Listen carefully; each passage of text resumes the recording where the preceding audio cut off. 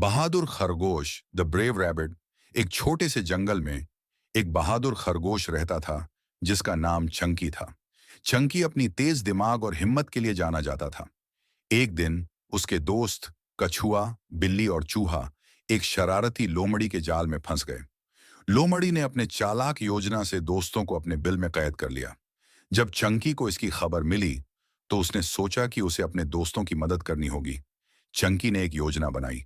वह लोमड़ी के पास गया और खुद को एक जबरदस्त शिकार समझते हुए उसके सामने आया। मैं हूं चंकी, जंगल का सबसे चतुर खरगोश। तुम मुझे पकड़ नहीं सकती, चंकी ने चतुराई से कहा। लोमड़ी ने चंकी को देखकर सोचा कि अगर वह इतना बहादुर है तो उसे पकड़ने में मजा आएगा।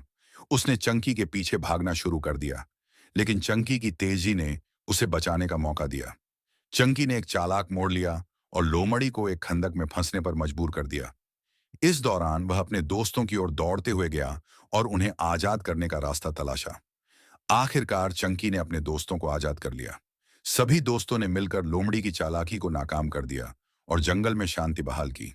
चंकी की बहादुरी ने साबित किया कि न केवल ताकत बल्कि बुद्धिमत्ता और दोस्ती भी बड़ी सफलता हासिल कर सकती हैं। ये कहानी हमें सिखाती है कि कभी भी अपनी हिम्मत और दोस्तों की मदद करने से पीछे नहीं हटना चाहिए, चाहे हालात कितने भी मुश्किल क्यों ना हों।